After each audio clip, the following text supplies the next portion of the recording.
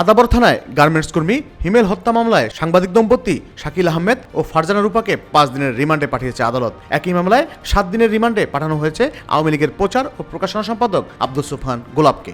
সোমবার বিকেলে কঠোর নিরাপত্তার মধ্যে চিফ মেট্রোপলিটন ম্যাজিস্ট্রেট 14 নম্বর কোর্টে তাদের তোলা হয়। পরে উভয় পক্ষের আইনজীবীরা শুনানিতে অংশগ্রহণ করেন। শুনানিতে 3 আসামিরই 10 দিনের রিমান্ড আবেদন করলে আদালত গোলাপের 7 দিন এবং অপর 2 আসামির 5 দিন করে রিমান্ড মঞ্জুর করেন। গতকাল রাজধানীর নাখালপাড়া থেকে গ্রেপ্তার করা হয় গোলাপকে। এর আগে গত 23 আগস্ট শাকিল রূপা দম্পতিকে শাহজালাল বিমানবন্দর থেকে গ্রেপ্তার করা হয়। পরে তাদের 4 দিনের রিমান্ড মঞ্জুর করে আদালত। মামলা থেকে জানা যায়, বৈষম্য বিরোধী ছাত্র আন্দোলনের সময় গত 5 আগস্ট রুবেল সহ কয়েকশো ছাত্র জনতা সকাল 11টার দিকে আদাবর থানার রিং রোড এলাকায় প্রতিবাদ মিছিল বের করে।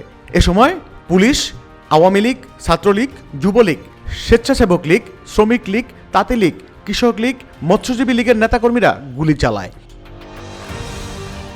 এতে রুবেল গুলিবিদ্ধ হয়। পরে একটি বেসরকারি হাসপাতালে নিয়ে গেলে কর্তব্যরত চিকিৎসক তাকে মৃত ঘোষণা করেন। এই ঘটনায় 22 আগস্ট আদাবর থানায় মামলা করেন রুবেলের বাবা রফিকুল ইসলাম।